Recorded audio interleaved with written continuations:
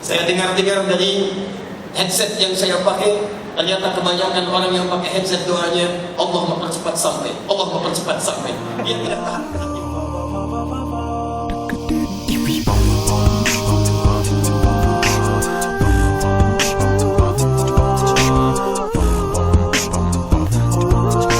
Ada Ustaz Das'ad, Masya Allah, dari Makassar, sahabat kami. Ada perangkat dari Muspika SKPD, Bapak Kapolres, Pak Dandim, dan juga beberapa yang lainnya hadir. Saya baru tahu ternyata di helikopter tadi ada doa yang beda dengan doa di mobil. Saya dengar-dengar dari headset yang saya pakai, ternyata kebanyakan orang yang pakai headset doanya, Allah mempercepat sampai, Allah mempercepat sampai. Dia tidak tahan kena tiupan angin dibayangkan di atas. Alhamdulillah kami hadir di sini juga dengan masyarakat Wajo. Kalau bupatinya hadir, wakilnya hadir, SKPD-nya hadir, muspikanya ada, ustadznya lengkap, masyarakatnya kumpul, maka disebutkanlah di hadis Nabi SAW yang dirangkum oleh Imam Muslim nomor hadis ke-2010. Haddatsana qala Rasulullah SAW, "Man ijtama'a qaumun fi baitin min buyutillah yatluna kitaballahi wa yatadarasunahu fima bainahum illa satu ghasyiyatuhumur rahmah, dua nazalat alaihimus sakinah, tiga wa haffathumul malaikah, yang keempat wa dzakarahumullahu fi man indah." Kata Nabi, majtama'a qaumun fi baitin min buyutillah, tidak pernah ada orang kumpul-kumpul di satu rumah dari rumah-rumah Allah, di masjid-masjid. Bait itu nama lainnya di Quran disebut dengan masjid, jamaahnya disebut dengan masajid. Kalimat masajid pertama disebutkan di Quran surah kedua Al-Baqarah ayat 114, paling kiri pertengahan. Wa man azlamu mimman mana'a masajidallah.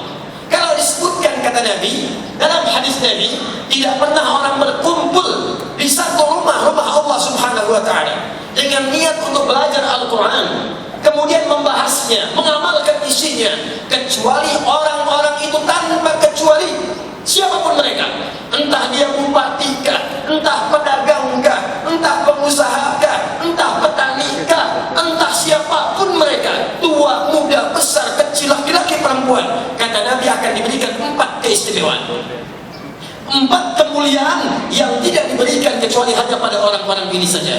Orang yang senang ada di masjid, belajar Quran, mengamalkan isinya. Apa 4 kemuliaan itu?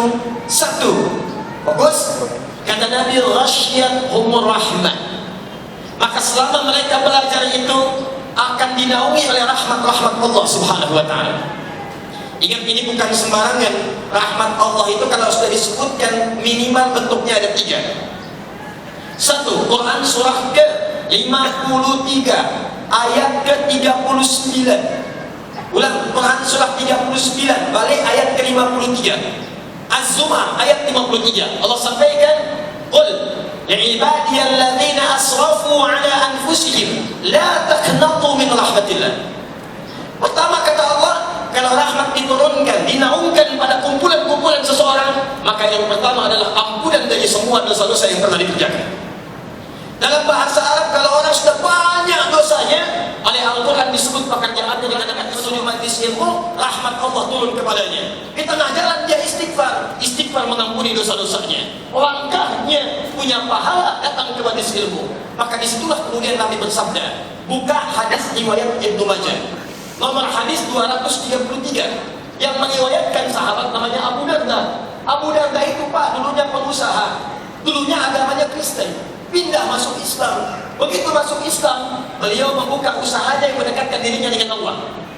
Cara usahanya bikin dagangan di dekat masjid. Dekat masjid. Apa tujuannya? Supaya lebih dekat dengan Allah. Kalau tiba waktu sholat, tinggalkan dagangan, saya bisa sholat dulu. Kalau rezeki nggak usah dipikirkan, Allah sudah atur. Setiap orang mau ke masjid, ada yang mampir beli makanannya, ada yang mampir beli dagangannya. Sampai kemudian ditiru oleh para sahabat-sahabat yang lainnya. Sampai sekarang kalau Anda haji atau umrah, Anda dapatkan dekat Masjid Nabawi ada orang-orang jualan di sekitarannya. Itu yang pertama kali jualan, namanya Abu Darda. Meriwayatkan hadis dari Nabi, apa bunyinya? Kata Nabi, perhatikan kalimatnya. Man salaka tariqan yaltamisu fihi ilman sahhalallahu lahu tariqan ilal jannah. Wa innal malaikata la tad'u ajnihataha ridan li talibil ilmi. Kata Nabi, siapapun yang menyiapkan dirinya, kemudian dia melangkahkan kakinya menuju majlis ilmu, maka saat dia akan melangkah itu, Allah telah menuliskan jaminan baginya, setiap langkahnya akan memudahkan langkah dia menuju surga. Dan kalau penuntut ilmu mengetahui, ini bahasa Nabi, sejak dia akan keluar dari rumahnya, malaikat sudah menaungi dengan sayapnya. Di saat bapak ibu ini mau keluar rumah, datang ke sini, jangan dikira sendirian. Malaikat sudah memberikan naungan sayapnya, mengiringi kepergiannya dari mulai berangkat ke rumah sampai dengan ke majlis ilmu. Cuma malaikat, Pak Ibu sekalian, tidak ditampakkan sifatnya gaib. Sebab kalau nampak malaikatnya, bisa Bapak Ibu kaget, gak jadi datang ke masjid. Begitu mau berangkat, ada sayap berkembang. Bapak siapa? Malaikat. Malaikat apa? Maut. Tak jadilah keluar rumah, balik lagi dia tinggal dalam rumahnya. Begitu berangkat, langkahnya dihitung sebagai amalan. Kalau dia wafat di pertengahan, maka dicatat amalannya, diampuni dosanya. Turunlah Quran surah keempat, ayat yang ke-100 dalam Al-Quran, paling kiri sebelah bawah di mushafnya. Wa may yuhajir fi sabilillahi, siapa yang mau berhijrah, berubah jadi lebih baik, datang ke majlis ilmu, dia mau belajar, memperbaiki diri, ingin lebih dekat dengan Allah, pejabat belajar supaya menunaikan jabatannya dengan baik, dari militer belajar, polisi belajar, dari semua kalangan belajar supaya lebih dekat dengan Allah. Saat dia mulai berangkat itu, kata Allah, perhatikan, wa may yuhajir fi sabilillah yajid fil ardi muraghaman katsiran wa wasi'a. Kalau dia belajar masih hidup, mempraktekkan pelajarannya, maka akan diganti oleh Allah. Pertama, akan dirubah keadaan hatinya menjadi lebih tenang. Jika orang sudah dekat dengan masjid, orang dekat dengan majlis ilmu, yang Allah berikan pertama kali bukan dunia, tapi ketenangan dalam jiwanya. Silahkan Bapak Ibu cek, tidak ada tempat paling tenang di muka bumi kecuali masjid. Jadi Anda baru masuk masjid saja, suasana sudah enak, tenang, nyaman. Sholat 2 rakaat, sandar bawa kipas angin, saking tenangnya, plak, dan tidur. Itu sudah kata Quran tenang. Buka Quran surah kedua Al-Baqarah, ayat 125, paling kanan pertengahan di mushaf.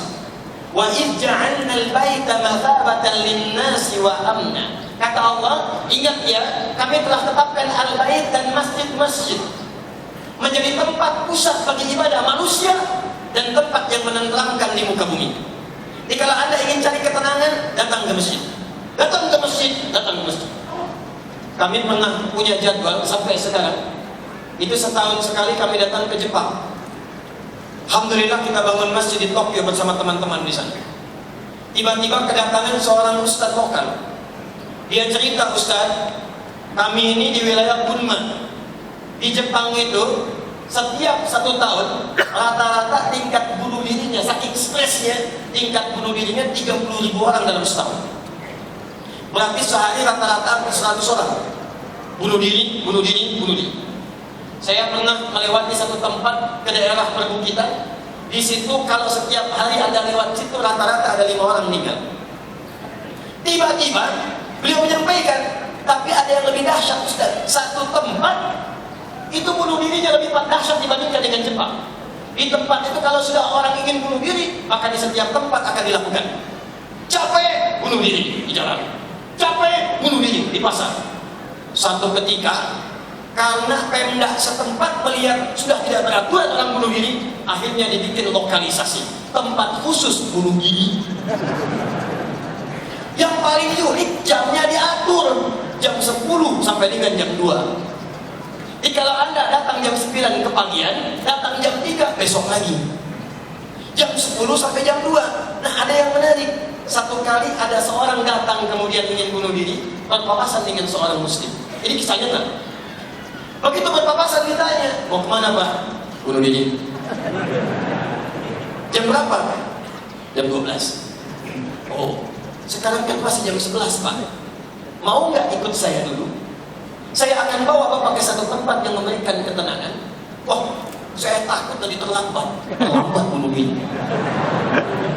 Saya takut yang tadi, jangan khawatir. Kalau Bapak merasa terlambat, nanti saya ganti kerugian. Ikutlah orang muslim ini, tiba-tiba diajak ke masjid. Masya Allah, sampai di masjid sedang diadakan semacam pengajian. Baru datang ke masjid, diajak duduk di luaran masjid. Baru duduk sejenak, saking tenangnya di masjid, mulai tibalah rasa kantuk itu. Bayangkan, orang bukan muslim pun datang ke masjid, baru area sekitaran masjid luarnya, baru duduk merasakan ketenangan, ngantuk, tidur. Ternyata bukan orang Islam saja yang dekat masjid langsung tidur. Ada orang pengen bunuh diri, datang dekat masjid, langsung ngantuk, tidur. Begitu tertidur diamati oleh orang Islam ini, kok pulas sekali tidurnya. Mau dibangunkan gak enak. Ternyata bangun-bangun lewat dari jam bunuh dirinya. Lebih daripada jam 2, tiba-tiba terbangun. Begitu bangun ini kata yang muslim, Pak, saya tadi nggak enak mau bangunkan karena tidurnya terasa nikmat dan tenang. Sekarang Bapak sudah lewat jam 2, saya berjanji akan mengganti tadi. Karena kalau Anda lewat tadi jam bunuh diri, saya akan katakan saya ganti. Kata orang tadi, saya tidak jadi bunuh diri. Kok bisa? Saya ini pengen bunuh diri karena sudah 3 hari saya nggak tenang, nggak bisa tidur. Ini saya aneh nih, kok bisa di tempat ini baru duduk sudah ngantuk. Duduk tenang, ngantuk, nyaman, tidur. Ini tempat apa namanya? Begitu dijelaskan tentang masjid, tentang keutamaannya, dia katakan bagaimana caranya masuk Islam. Maka pada saat itu dia mengucapkan kalimat syahadat, asyhadu an la ilaha illallah wa asyhadu anna Muhammadar Rasulullah. Ada ketenangan dalam jiwanya. Kisahnya kemudian viral pada saat itu, maka bupati wali kota setempat memanggil yang muslim tadi setelah konsultasi di dekat tempat bunuh diri tadi. Kemudian didirikan bangunan untuk konsultasi pada seorang muslim tadi yang ingin bunuh diri, konsultasi dulu ke sini sebelum dia bunuh diri. Itu kisah nyata. Jadi saya ingin katakan pada Anda, orang yang sering datang ke majelis ilmu, orang yang sering belajar, orang yang mau berhijrah, kata Al-Quran, yang pertama Allah berikan pada dirinya ketenangan dalam jiwanya. Jadi kalau hati sudah tenang itu enak. Mau bekerja, hati tenang, nyaman. Di rumah tangga, hati tenang, nyaman. Yang sering menjadikan masalah itu karena hati tidak tenang. Karena sumber hidupnya tidak pernah tenang, akhirnya keluarlah kemudian kegelisahan dalam lisannya, kegelisahan dalam pandangannya, kegelisahan sampai ke ujung kakinya. Yang paling hebat kata Allah, wa may yakhruj min baitihi muhajiran ila Allah wa rasulih thumma yudrikul maut faqad waqa'a ajruhu 'ala Allah. Kalau ada orang pengen berhijrah, datang ke majelis ilmu, datang dia belajar, tapi ternyata di pertengahan jalan sebelum sampai maut datang menjemputnya. Perhatikan, rahmat Allah turun, pahalanya diterima, diampuni dosanya, diturunkan rahmat Allah. Dengan rahmat Allah itu dicatatkan pahala surganya. Teman-teman jangan main-main ya. Ketika Anda berangkat datang ke masjid ini, ada yang di luar, ada yang di lapangan. Kalau niatnya benar ingin belajar, ingin menuntut ilmu, ingin belajar dari Al-Quran, itu langsung turun bahkan satu ayat di Quran surah ke-9 ayat 122. Paling kiri sebelah bawah di mushafnya. Anda langsung dituliskan oleh Allah sebagai mujahid fi sabilillah. Kalau wafat statusnya syuhada. Apa bunyi ayatnya? Perhatikan kalimat Qurannya. Wa ma kana al-mu'minuna liyanfiru kaffah. Kata Allah, hai orang-orang beriman, jangan semuanya pergi ke medan perang pertempuran.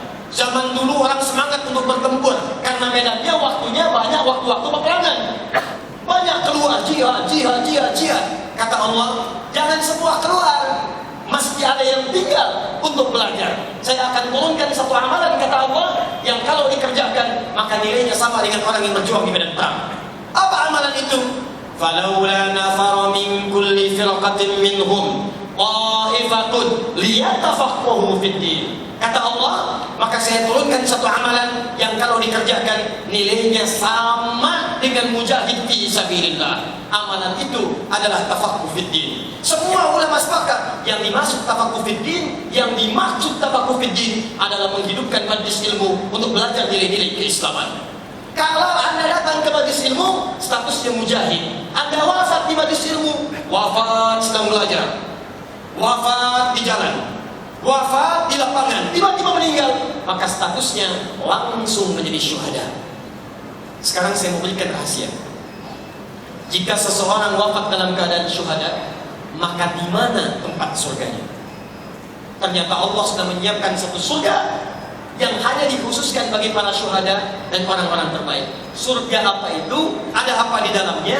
Dan apa kaitannya dengan Al-Quran serta metode at-taisirnya? Nanti kita akan perkenalkan. Kita akan jawab setelah menunaikan sholat Isya berjamaah insyaAllah. Sudah masuk waktu Isya ya? Baik, kita tunaikan dulu sholat Isya karena kami dengar rangkaian kegiatannya agak panjang di malam hari ini. Jadi mudah-mudahan nanti setelah ini langsung kami kembali menunaikan kitab ta'limnya. Jadi kita tunaikan setelah semua selesai menunaikan sholatnya dan lapang hati kita insyaAllah. Sepakat? Takbir. Kita jeda sejenak menunaikan sholat Isya. Setelah itu kita lanjutkan kembali. Subhanakallahumma wa bihamdika asyhadu an la ilaha illa anta astaghfiruka wa atubu ilaik. Wa akhiru da'wana alhamdulillahi rabbil alamin.